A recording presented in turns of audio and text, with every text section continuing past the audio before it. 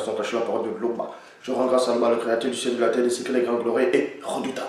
Je remercie le bas parce qu'il est bon, parce qu'il est fidèle, parce qu'il est tout-puissant, il esquive inexplicablement en de toute réalité. Donc aujourd'hui, par sa permission, par sa grâce, par sa toute divine puissance, nous allons entrer dans les sphères de la connaissance interdite. Car vous savez qu'il est dit dans Proverbe 19 que le manque de science n'est bon pour personne, et dans Proverbe 25 la gloire de l'homme est de cacher des choses et la gloire de roi est de sonder des choses. Néanmoins, dans Jérémie 33, il a dit, demande-moi, je te relèverai des choses cachées, des choses que tu ne sais pas. Donc ce que vous ne savez pas, c'est quoi? C'est ce qu'on va vous révéler aujourd'hui. Donc ici, nous allons parler d'un sujet qui préoccupe beaucoup de personnes et beaucoup de ceux qui sont autoproclamés pasteurs, révérends, bishop, maréchal, apôtres ou inspirés, qui n'ont pas de connaissances, qui viennent étaler les connaissances livresques et les hérésies sur la toile et sur les sites, ainsi de suite. Nous allons parler des tribus d'Israël. Parce qu'il y a beaucoup d'enseignements qui sont passés sur les 12 tribus d'Israël. Et aussi, que ce soit de Genèse, Apocalypse, on parle des 12 tribus d'Israël. Mais ici, nous allons voir s'il y avait réellement 12 tribus d'Israël ou 13 ou d'autres. On va vous expliquer ces choses en profondeur et on va élucider l'une, en gros, c'est quoi ces tribus, ainsi de suite. Donc ici, car vous savez qu'il est dit dans Proverbe, plutôt dans Jean 3,11, nous disons ce que nous savons et l'on rend témoignage de ce qu'on a vu. Donc, peu importe ce que tu fais actuellement, regarde cette vidéo-ci et retiens tous les versets que je vais donner, médite sur ça. Et fais partager cette vidéo au maximum.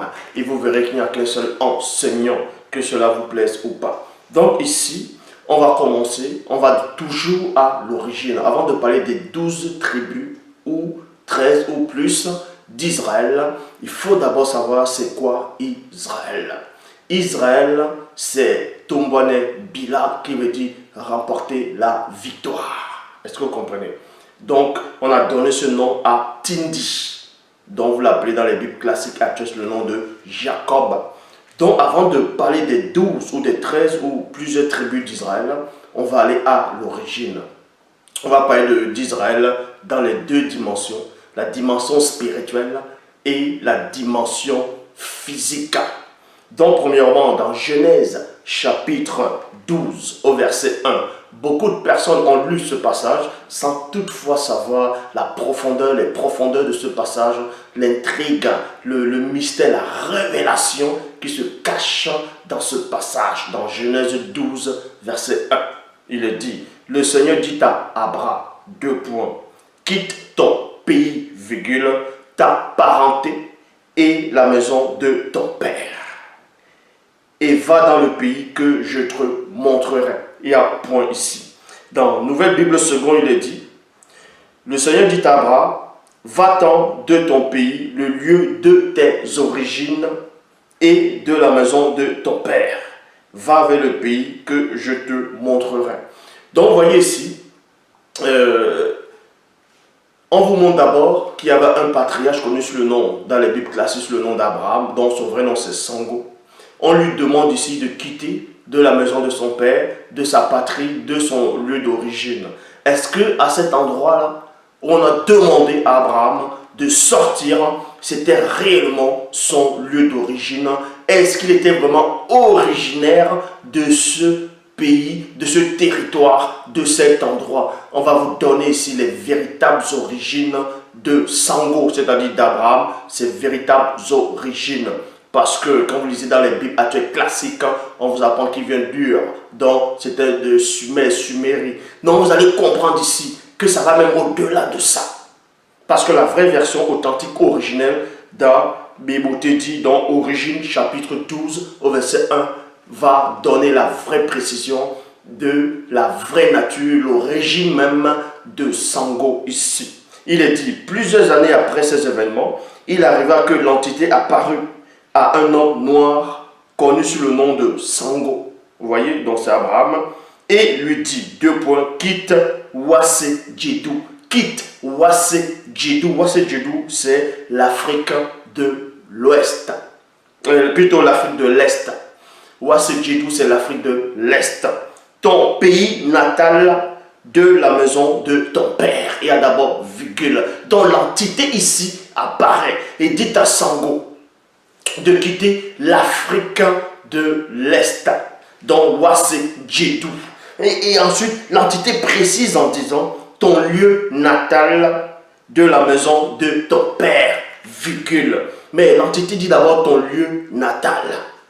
Donc ça veut dire qu'il est né à l'Afrique de l'Est. Ça ne veut pas dire que quand tu nais dans, on va dire, l'Afrique de l'Est, tu es forcément issu de là. On va voir d'abord même les origines du père, les origines de son grand-père, c'est-à-dire du père de son père, la mère de sa mère. Et c'est là où on verra il était de quelle origine, il était issu réellement de quel territoire de l'Afrique ancestrale, avant de parler des autres, avant de parler des tribus d'Israël. Donc ici, dans Bébotedi, chapitre, c'est-à-dire origine, chapitre 12, au verset 1, il est dit, plusieurs années après ces événements, il arriva que l'entité apparut à un homme noir connu sous le nom de Sango, dont Abraham lui dit deux points, quitte Wase Djedou, dans Afrique de l'Est, ton lieu natal et la maison de ton père, ce lieu peuplé d'idoles et adorateurs de faux dieux, tout comme ton géniteur. Et un point. Et ensuite, il dit, et va-t'en, va-t'en, va-t'en.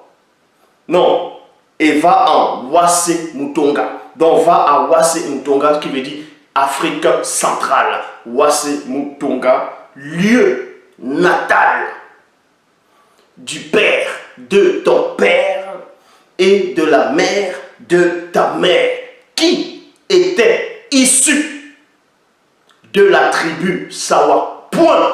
Donc vous voyez ici, on vous dit ici que le père du père d'Abraham, la mère de la mère d'Abraham, ils étaient issus de Wase Mutonga dans Afrique centrale, mais de la tribu des Sawa. Donc en cela, Abraham était un Sawa.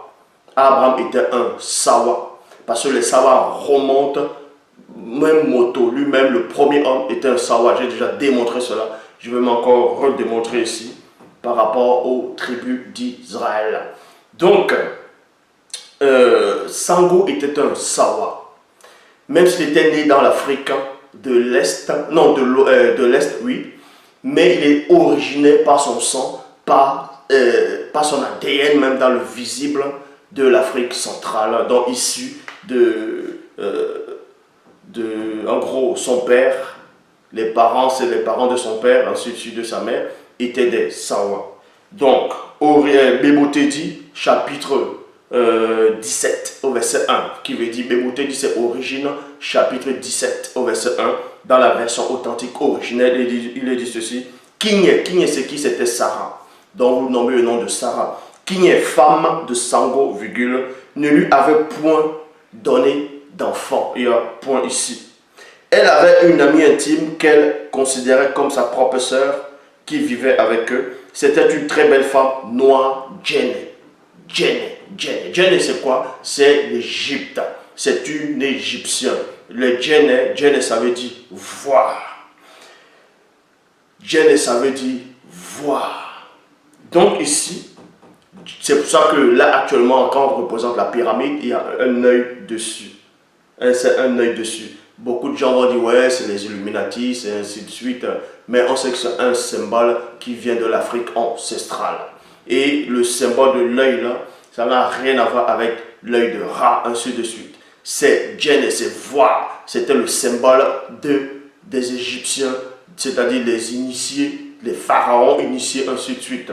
Donc, parce que ils avaient l'œil pour voir dans le spirituel et dans l'avenir. Mais on ne va pas trop parler des Égyptiens ici. Toujours est-il que dans Bébotedi, origine, chapitre 17, au verset 1, il est dit, Kigne, virgule, femme de Sango, ne lui avait point donné d'enfant. Elle avait une amie intime qu'elle considérait comme sa propre sœur qui vivait avec eux. C'était une très belle femme noire, Djenne, donc égyptienne, du nom de Wala. Du nom de Wala. Wala, dans les Bibles, on la connaît sous le nom de Dagar. Donc Wala, son vrai nom. Le vrai nom d'Agar, c'est Wala. Virgule, de la lignée Sawa. De la lignée Sawa. On vous apprend ici, dans la version authentique originale, que même les Égyptiens du temps d'autrefois, c'était aussi de la lignée Sawa. Ça fait partie de la tribu du peuple Sawa. Vous voyez? Donc, Exode, je vais aller dans Exode. Donc maintenant ici, avant de parler maintenant des 12 tribus, de localiser même les 12 tribus, ou les 13, ou plusieurs les tribus d'Israël, vous voyez, on parle d'abord de leur patriarche, de leur ancêtre. Abraham ici était un Sawa, de même que Moto était un Sawa, ainsi de suite. Noé, tous les patriarches, c'était des Sawa. Maintenant, chez les Sawa, il y a plusieurs branches. Il y a plusieurs branches. Donc, on va localiser ici, et c'est là que vous allez comprendre qui sont les 12 tribus, ou les 13, ou les tribus d'Israël, tout simplement. Donc, Exode, chapitre 1, verset 1, dans la Bible des peuples, il est dit, voici les noms des Israélites. Voici les noms des Israélites qui entrèrent en Égypte avec Tindi. Donc, avec Jacob, chacun d'eux était venu avec sa famille. Point. On vous dit ici qu'à la période où il y avait la famine, où Jacob était, plus tard, quand il a envoyé ses enfants, selon la Bible actuelle classique en Égypte, ensuite, vous connaissez la suite. Plus tard, Joseph a fait, c'est-à-dire Koleïta a fait venir son père et sa parenté. Donc, Jacob, c'est-à-dire Tindi, est venu avec toute sa famille. Quand on dit toute sa famille, y compris sa fille Dina. Parce que dans les Bibles actuelles classiques, on parle juste de la généalogie. On parle juste des descendants des fils de Jacob. C'est en cela qui donne les 12 tribus. Mais on oublie, en tout cas vous oubliez, que Jacob n'avait pas que 12 enfants. Il avait aussi Dina. Il avait Dina, ça faisait 13. Ça faisait 13. Mais cette 13e-là, en tout cas, elle n'était pas que c'était la 13e, elle était parmi les 13. Donc Dina avait aussi une descendance, elle a accouché. Et ça, on va vous le démontrer même dans les Bibles actuelles classiques, ce qui prouve qu'il n'y avait pas que 12 tribus d'Israël, il y avait 13 tribus d'Israël. Il y avait 13 tribus d'Israël. Mais plus tard, il y a eu d'autres tribus encore issues du peuple d'Israël. Mais ici, on va parler de la 13e tribu et les 12. Donc, dans traduction, Abbé Filion le dit, voici les noms des enfants d'Israël qui arrivaient en Égypte avec Jacob et qui y entrèrent chacun avec sa famille. Avec sa famille. Donc, vous voyez ici, donc quand on va énumérer les noms, on va donner les noms des fils de Jacob, ainsi de suite, et les familles. Vous voyez, mais ils ne vont pas donner le nom de Dina. Mais on va vous montrer qu'il y a des passages qui prouvent et qui donnent et qui montrent que Dina a eu des enfants. Que Dina a eu des enfants. On va vous le montrer ici dans ces passages. Mais pour cela, on va d'abord dans Exode, chapitre 1, verset 5. Bible Shuraki. Ce sont tous les êtres. Ce sont tous les êtres sortis de la cuisse de Jacob. 70 êtres. Et Joseph était en Miphraïm. Donc, il était en Égypte. Donc, dans la Bible Shuraki, on nous apprend ici que ceux qui sont venus avec Tindi, en tout cas, on parlait de ses enfants, parce qu'il y avait aussi ses femmes, ainsi de suite. Mais on a précisé ici dans la Bible Shuraki, ce sont tous les êtres sortis de la cuisse de Tindi. Donc, sortis de la cuisse, ça ne veut pas dire qu'ils sont vraiment sortis de la cuisse, mais ils sont sortis de Jacob. Donc, ce sont ces enfants qui sont issus de lui qu'il a accouché par plusieurs de ses femmes. Vous voyez, qu'il a eu avec plusieurs de ses femmes. Donc, ils sont issus de ses cuisses, de même que dans la mythologie grecque, on vous dit qu'Athéna est issue de la cuisse de Zeus. Mais bon, on ne va pas parler de la mythologie grecque ici. Donc, dans Bible, parole de vie, donc remarquez ici que premièrement, avant on a énuméré que uniquement les fils de Jacob, on a donné les familles, ainsi de suite. Mais dans la Bible Shuraki, on vous dit, ce sont tous ces enfants qui sont ici de sa cuisse, c'est-à-dire de ses entrailles de lui, qui sont allés avec lui en Égypte. Vous voyez? Mais dans d'autres versions, on cache cela. On vous dit non, on donne juste le nom des enfants. on donne juste le nom des fils et on essaie de cacher Dina. Bible parole de vie, au total, virgule, on vous dit ici, au total, virgule, la famille de Jacob compte 70 personnes. Joseph, un autre fils de Joseph, de Jacob, était déjà en Égypte. Donc, vous allez voir la supercherie dans ces passages. Dans les passages de la Bible, comment ils ont essayé de disqualifier Dina. Et pourquoi ils ont disqualifié Dina? La tribu de Dina représente quelle tribu actuellement dans l'Afrique actuelle, c'est-à-dire dans Ouassé actuel? Où est la tribu de Dina? Comment on les reconnaît ici? Pourquoi ils ont écarté la tribu de Dina? Pourquoi ils ont écarté la tribu de la fille de Tindi? Donc, Actes des Apôtres, chapitre 7, au verset 14, il est dit: puis Joseph envoya chercher son père Jacob, virgule, et toute sa famille, il y a virgule, composée de 75 personnes. Vous voyez déjà qu'il y a un mensonge ici. Or, dans Exode, on vous parle, vous voyez, ici dans Exode 1, 5, on vous parle de 70 personnes qui sont venues avec Jacob en Égypte. Tandis que dans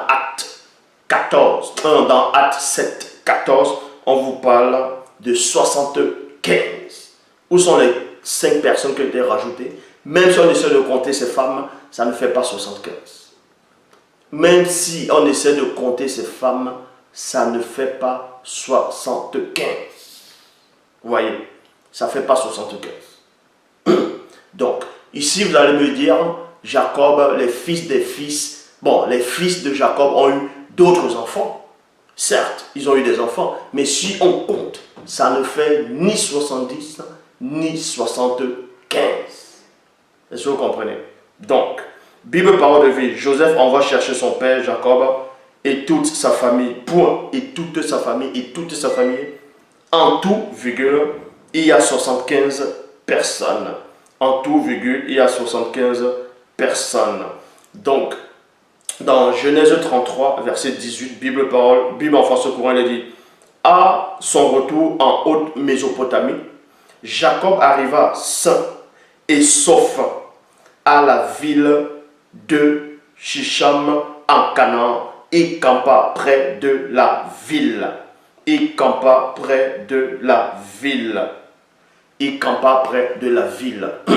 Donc, là,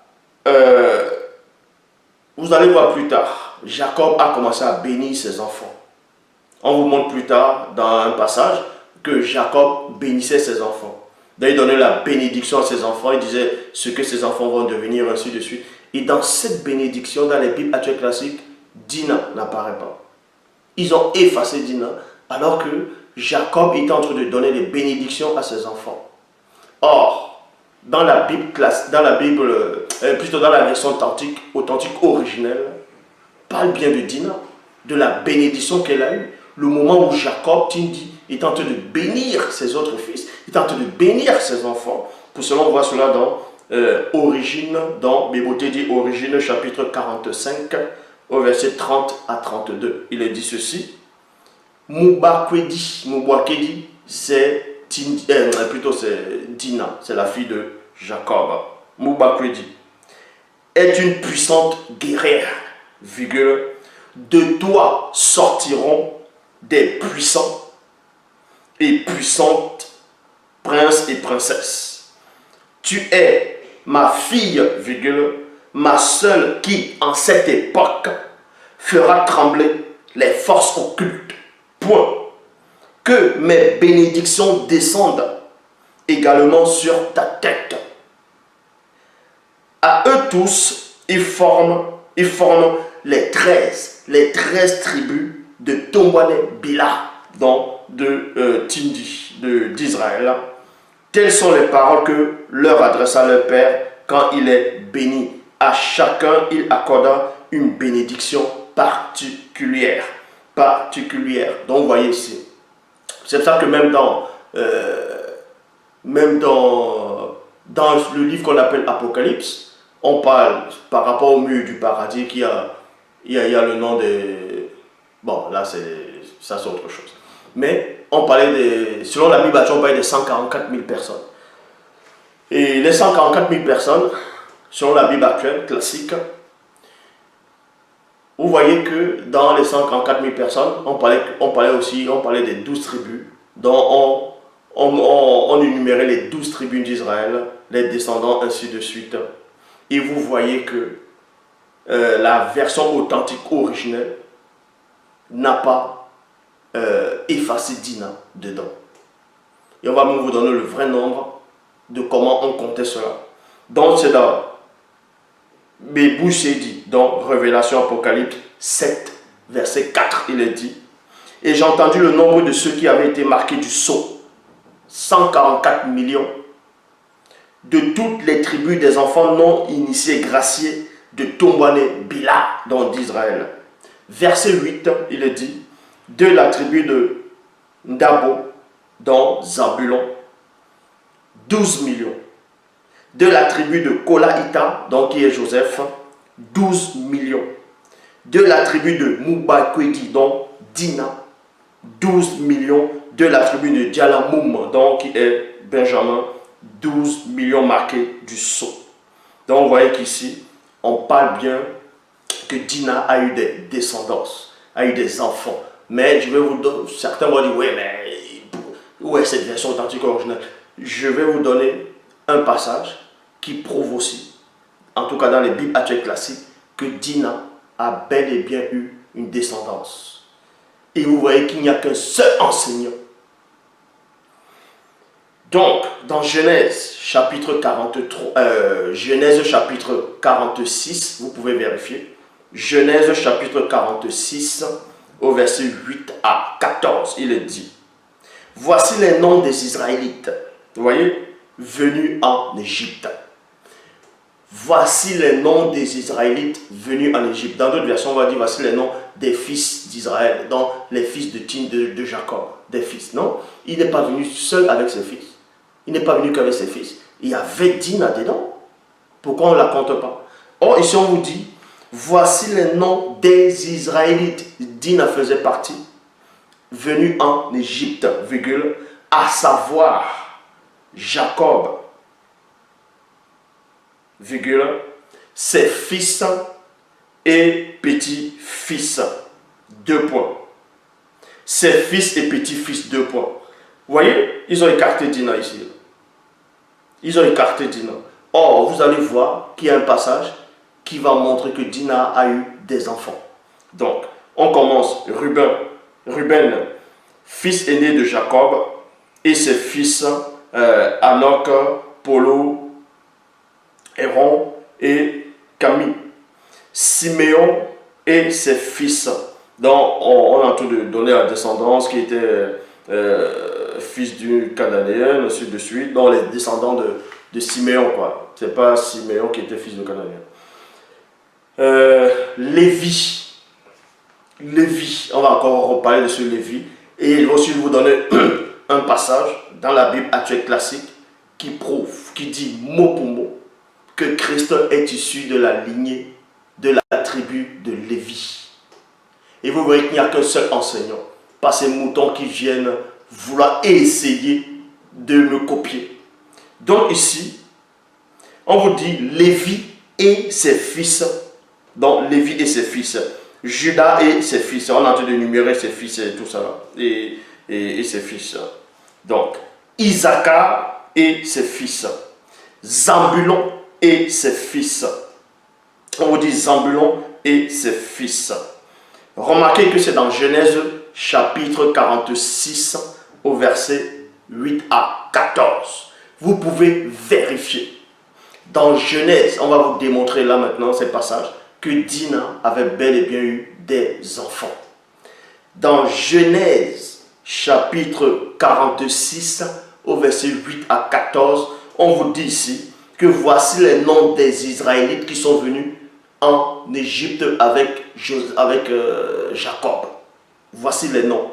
Donc en gros, voici les noms des enfants. Et vous allez voir dans le verset 15 de Genèse 46, le nom de Dina apparaît. Et vous allez voir ensuite le passage qui va montrer qu'elle a eu aussi des enfants. Donc, dans le verset 14, il est dit, Zambulon et ses fils Séred, et l'on les avait. Genèse 46, verset 15, il est dit, dans Bible en français courant, il s'agit là. Non, il s'agit des fils de Léa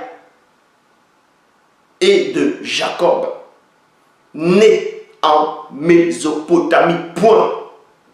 Il faut y ajouter leur sœur, Dina. Vous voyez? Donc ici, on a compté, ici on compte les fils de Jacob qui sont venus avec lui. Et Dina était parmi. Vous voyez? Puisqu'on a rajouté Dina. Maintenant, dans le verset 15, il y a point. Et ensuite, on poursuit, on dit quoi? Avec leurs propres enfants, virgule. Ils étaient 33 en tout. Point. On vous dit ici, là, puisque dans le verset 15 de Genèse 46, quand on a compté les fils de Jacob, on a aussi mis Dina dedans, parmi ses enfants. Donc, on a mis Dina à l'intérieur. Et maintenant, il y a point. Ça veut dire que les Israélites qui sont venus, les enfants qui sont venus ont eu des enfants, et Dina fait partie d'eux, on met point. Maintenant, la suite, on dit quoi? Avec leurs enfants. Pourquoi on n'a pas dit avec les enfants de leurs fils directement? Pourquoi avec leurs propres enfants? Donc, puisque Dina était déjà compté dedans, ça veut dire que le Saint-Esprit se trompe aussi? Non. Ça veut dire quoi ici? Donc, ils ont essayé de cacher inutilement que Dina avait une descendance. Donc, il y avait une 13e tribu. Donc, si vous voulez, je relis. Genèse 46 au verset 15, Bible en français courant, pour que vous puissiez mieux comprendre. Il s'agit des fils de Léa et de Jacob, virgule, nés en Mésopotamie. Point. Il faut y ajouter le sœur, Dina. Point. Donc il n'y avait pas que les fils, il y avait Dina aussi dedans. Et ensuite on dit, avec leurs propres enfants. Les propres enfants de qui? De ceux qu'on vient de compter. Donc Dina faisait partie. Ils étaient, vous voyez? Donc,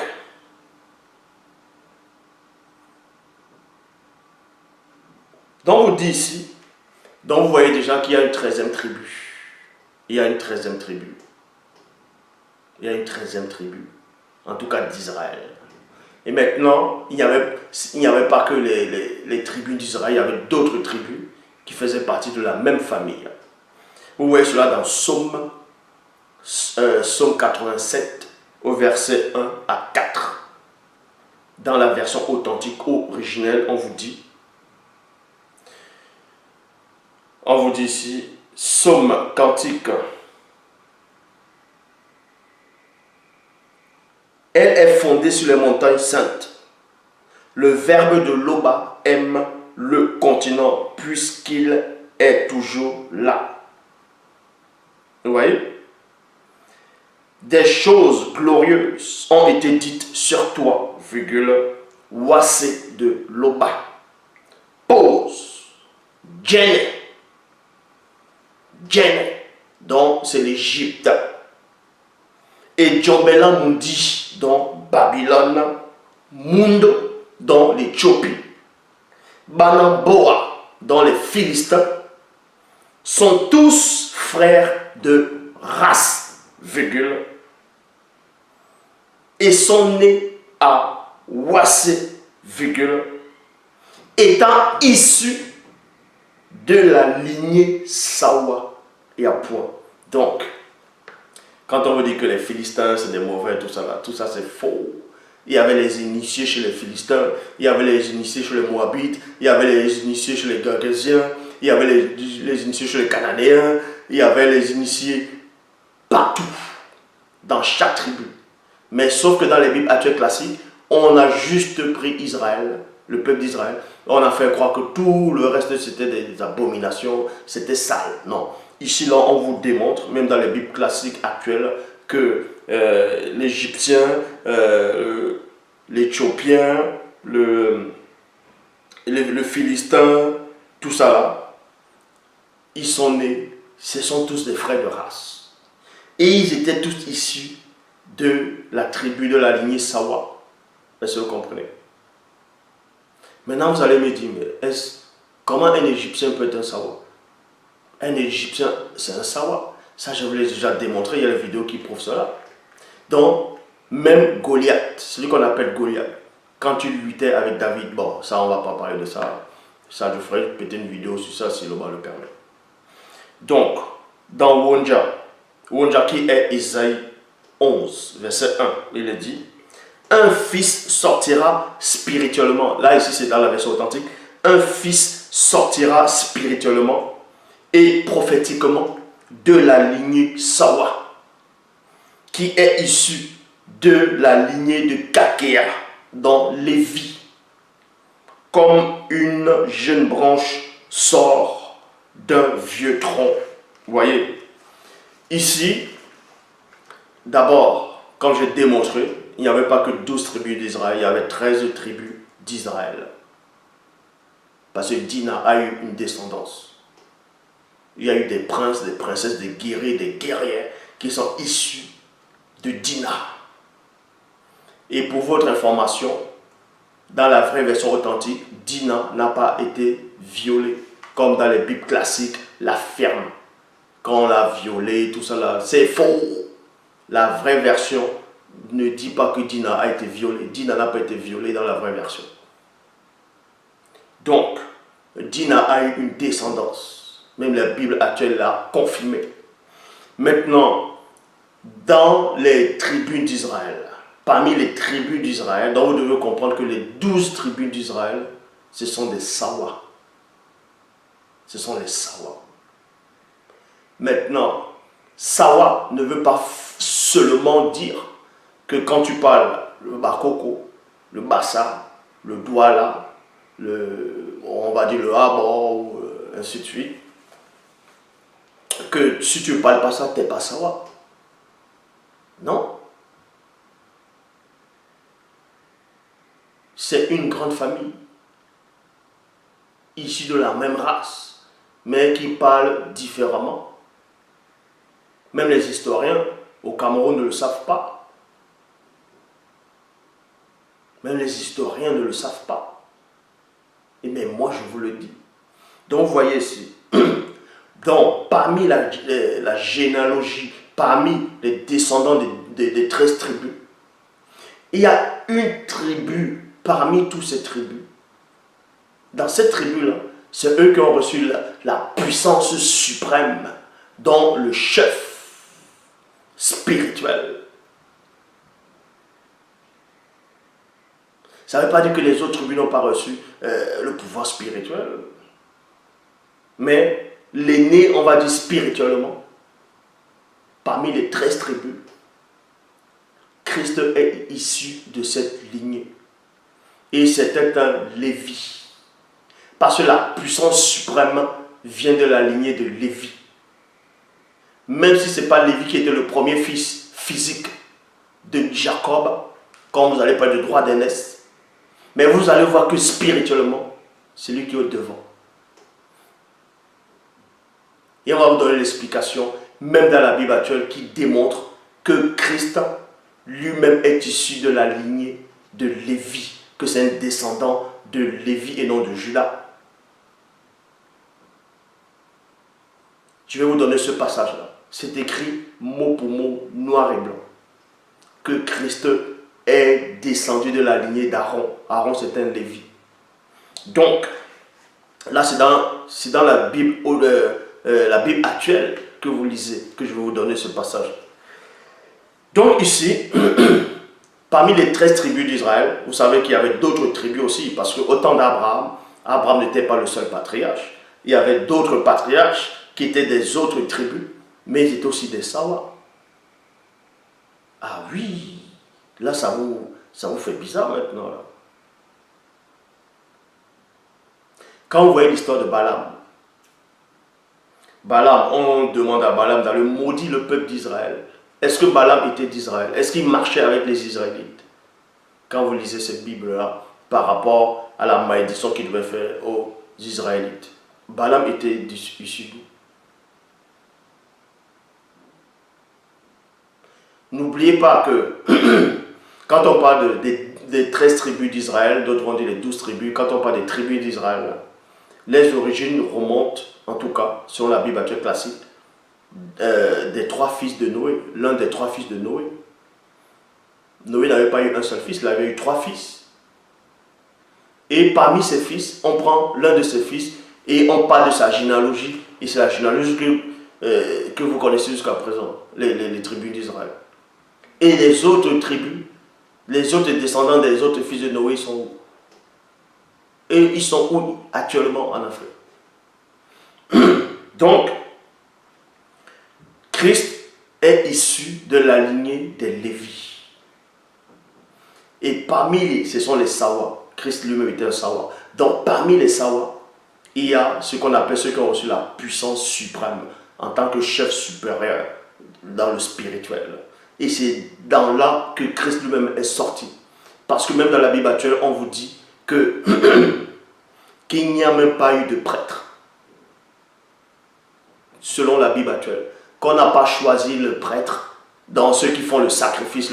Qu'on n'a pas choisi les prêtres à la lignée d'Aaron, c'est-à-dire les prêtres comme Aaron à Juda. Dans la lignée de Juda. Mais bon, ça on va éclaircir ça plus tard. Donc ici, les 13 tribus d'Israël, les tribus d'Israël, ce sont des Sawa. Et parmi les Sawa, il y a plusieurs tribus. Quand on dit il y a plusieurs tribus, il y a plusieurs langues. Mais c'est une même famille. Il y a plusieurs langues. Et parmi ces langues-là, il y a une qui était issue de la langue originelle. C'est le Douala ancien. Ce qui veut dire que dans toute l'Afrique, dans le monde, je le dis que ça peut vous choquer ou pas, vous pouvez aimer cette vidéo ou pas, c'est la vérité. Dans le visible, le fils aîné, c'était un Sawa, un Douala, c'était Moto. Il fallait aussi que tous les patriarches, que ce soit Abraham, que ce soit Noé, que ce soit eux tous là, puissent aussi être des Sawa dans la branche de Douala. Maintenant, d'autres vont dire les 12 tribus d'Israël, le Douala, la langue Douala, donc, ce pouvoir va descendre directement parmi l'un des fils, l'un des enfants de Jacob. Ça descend directement dans la lignée de Lévi. Donc Kakea, c'est son vrai nom dans la langue originelle, Kakea. Donc celui qui s'attache, celui qu'on attache, donc ce qui attache, dans l'attachement, voilà. Kakea. Et Christ vient de cette lignée. Le Christ vient de cette lignée. Il y a un passage qui le démontre. Donc pour cela, on va dans Exode, que ce soit Aaron, dans Moïse, donc qui est Boussi, Myriam, sa soeur, c'était des Douala. Ça ne veut pas dire que les autres tribus n'ont pas de puissance, c'est pas ce que je dis. Aussi, ils ont la puissance puisqu'ils sont frères. Ils ont le même sang. Donc, Exode, chapitre 2, verset 1, il est dit, un homme de la tribu de Lévi avait épousé une femme de la même tribu.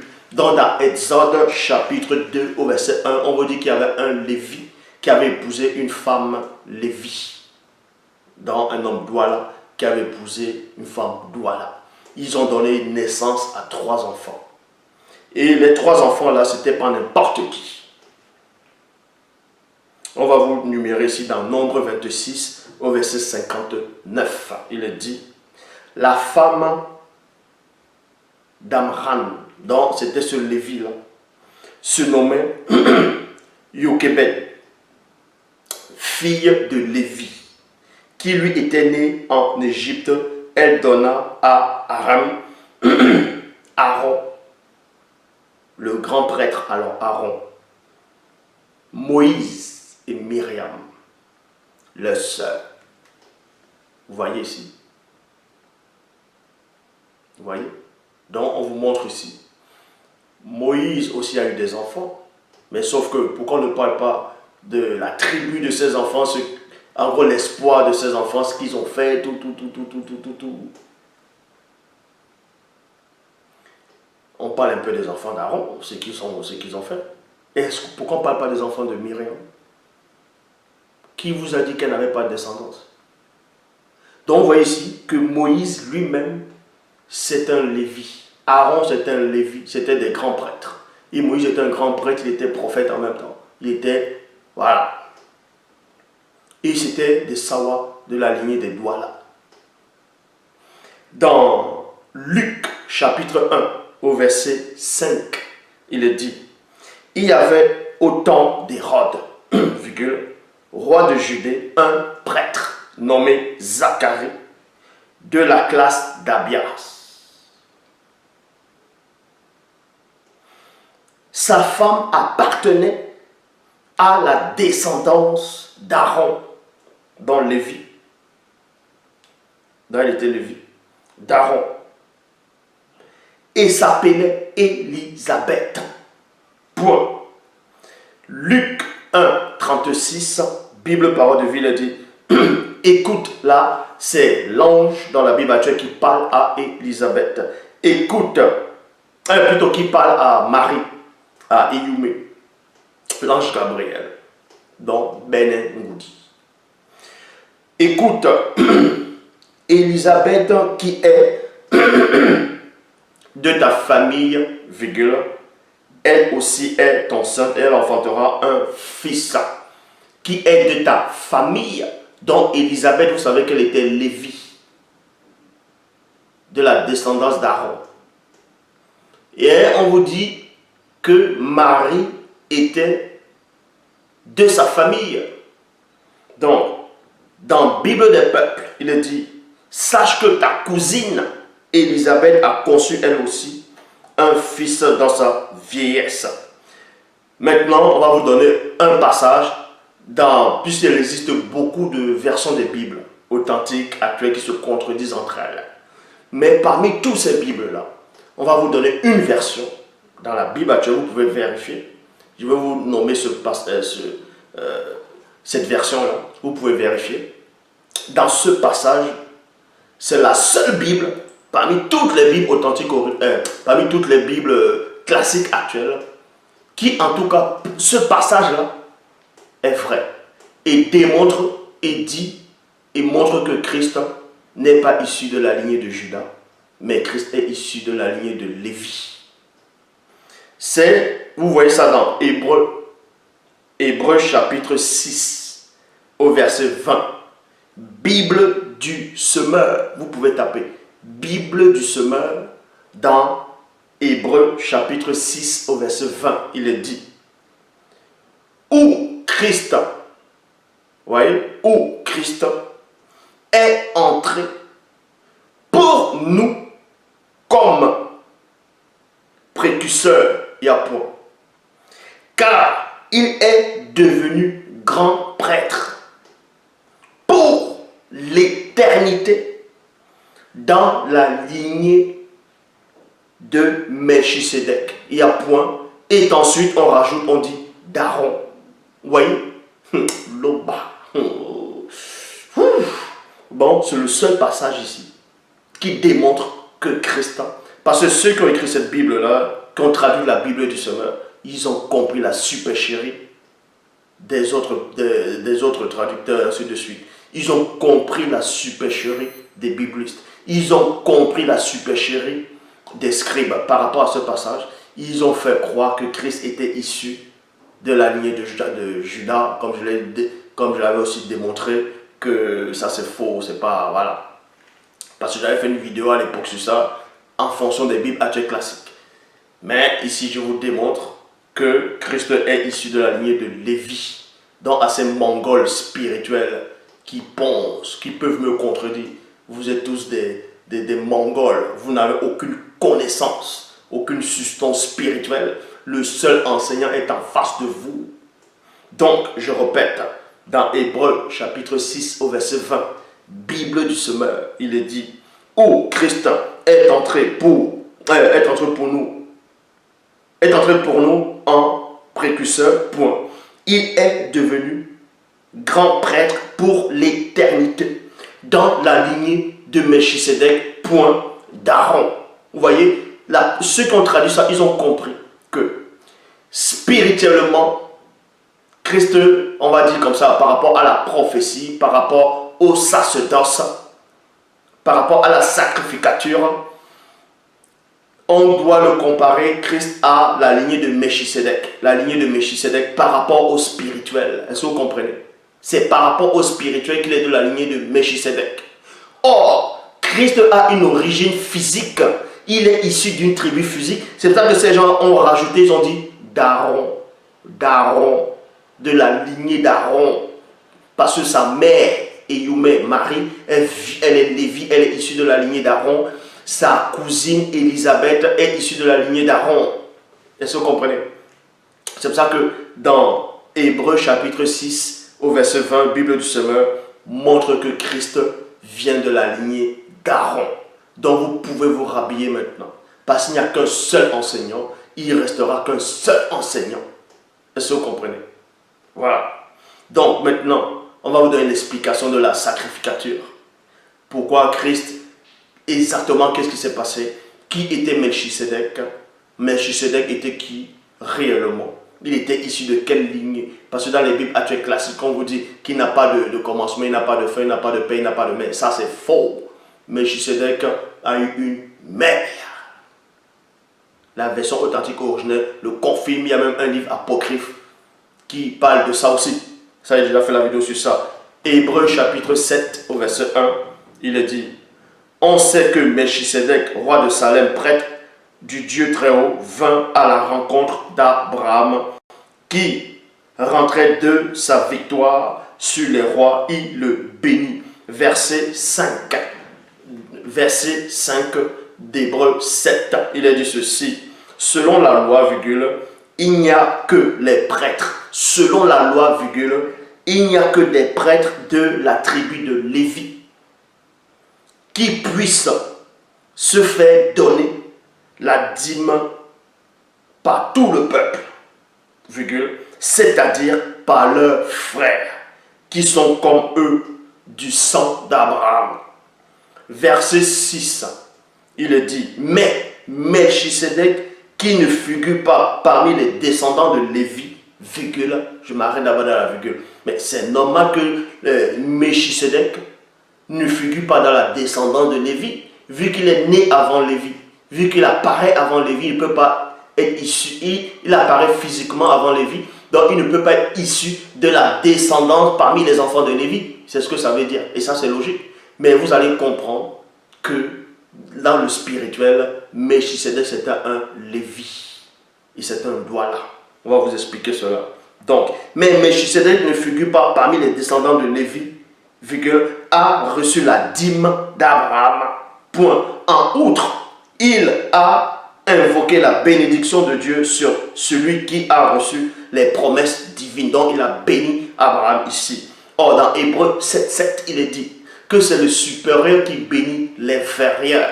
Est-ce que vous comprenez? Donc, Melchisedec ici, donc, son vrai nom, c'est... C'est quoi? Kinyabwam. Donc, Melchisedec ici a béni Abraham. A béni Abraham. Parce qu'il était supérieur, que ce soit physiquement et spirituellement, à Abraham. Donc, dans verset 8 d'Hébreux 7, il est dit, les prêtres qui reçoivent un dixième des biens du peuple, virgule, ce sont les hommes qui doivent mourir un jour. Melchisedec aussi a reçu un dixième des biens, virgule, mais lui, virgule, il est toujours vivant, comme les livres saints le disent. Point. De même que Christ est toujours vivant, il était le grand souverain sacrificateur. C'est pour ça qu'il était de la lignée de Melchisedec par rapport au spirituel. Maintenant, de la lignée physique, puisqu'il est né physiquement aussi, il est issu de la lignée de Lévi. C'est simple à comprendre, et non de la lignée de Judas. Donc, Hébreux chapitre 7 au verset 9. Enfin, virgule, concernant Lévi, virgule, qui continue, écoutez la révélation, Hébreux 7, 9. Enfin, virgule, concernant Lévi, qui continue à percevoir la dîme par l'intermédiaire de ses descendants. On peut même dire qu'il a versé à Melchisedec en la personne d'Abraham. Donc vous dit ici qu'avant même que Lévi n'arrive physiquement, il avait déjà donné la dîme à Abraham. Parce que Lévi, c'était dans le spirituel. Est-ce que vous comprenez? Donc c'était cette puissance-là que Moto avait. C'était cette puissance-là que ses descendants avaient. Donc c'était la transmission du pouvoir de Moto, de la branche Sawa de Douala, qui devait entrer. Parce que Melchisedec avait reçu cela en tant que dans le spirituel. Mais il a fallu maintenant qu'il renvoie cela dans le physique, par l'intermédiaire de Sango. Quand il a apporté le pain et du vin, ça symbolisait quoi? C'était des cérémonies connues par les initiés. Donc ici, Hébreux 7, verset 9, enfin, virgule, concernant Lévi, il continue à percevoir la dîme. Il continue à percevoir la dîme par l'intermédiaire de ses descendants. On peut même dire qu'il a versé à Melchisedec en la personne d'Abraham.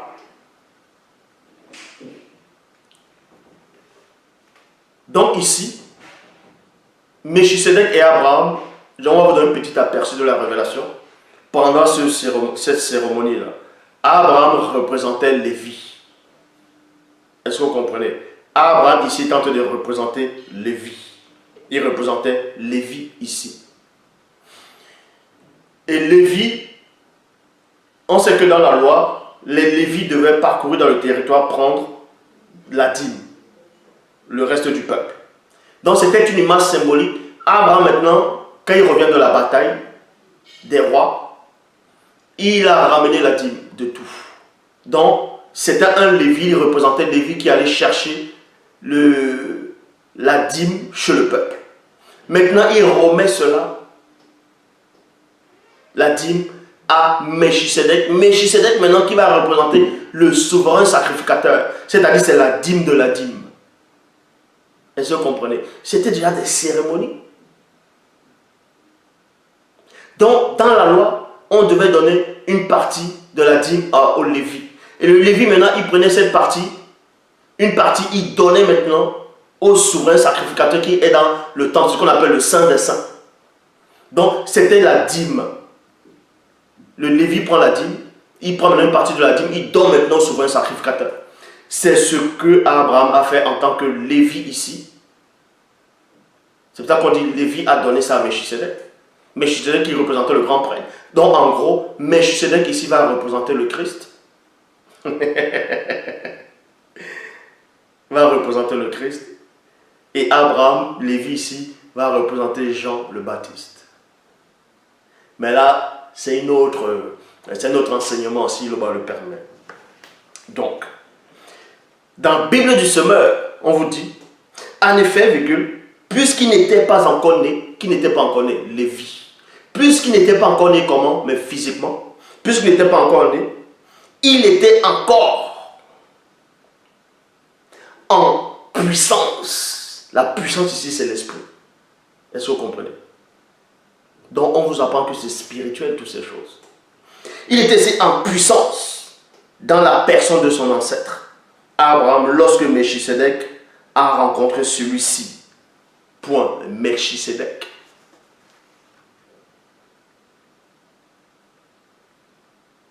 Vous voyez? Donc, la puissance là qui était là, c'était cette puissance là dont fait allusion.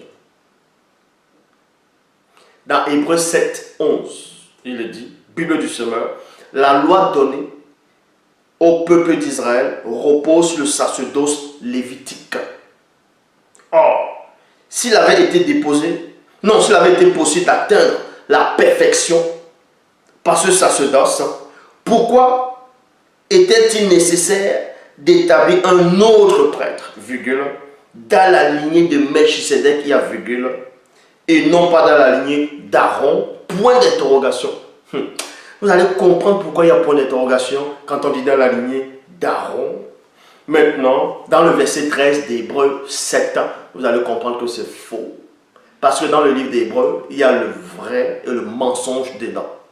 Et je suis là je suis le moissonneur, le seul moissonneur pour enlever, le seul moissonneur dans le visible, mais dans le spirituel, Koudoumane est là. Donc, Hébreux 7, verset 13 est faux. Pourquoi?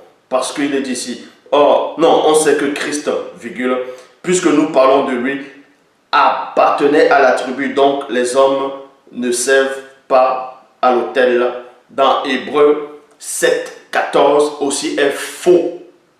Puisqu'il est dit ici, de fait, virgule, il est parfaitement clair que notre Seigneur est issu de Juda, tribu dont Moïse n'a absolument pas parlé concernant la fonction de prêtre. Ça, c'est faux. Ça, c'est complètement faux. Vu que le même Hébreu va contredire Hébreu chapitre 6 au verset 20, va contredire Hébreu 7, 14. Parce que ce sont les pharisiens, ce sont les scribes, ce sont ceux qui n'ont pas le mundi, qui sont venus rédiger cela. Vous voyez? Dans Hébreu chapitre 6, verset 20. Ça, c'est la bonne version qui dit, dans la Bible du semeur, où Christ est entré pour nous en précurseur, point, car il est devenu grand prêtre pour l'éternité dans la lignée de Melchisedec, point, d'Aaron. Vous voyez, à la fin, on rajoute d'Aaron, dont et non de Lévi. C'est d'Aaron. Parce que Aaron est issu de la lignée, Aaron est issu de la lignée de Lévi. Et Christ est issu de cette lignée-là, d'Aaron. Parce que sa mère est issue de cette lignée. Est-ce que vous comprenez? Donc, il n'y avait pas que 12 tribus d'Israël. Dina avait aussi une tribu. Il y avait d'autres tribus aussi.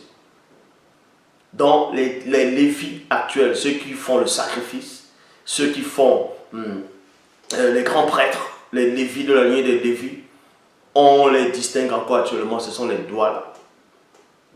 Ce sont les doigts là. C'est pour ça qu'il y a le grand prêtre, le souverain sacrificateur qui est en face de vous. L'Oba, c'est encore glorifié.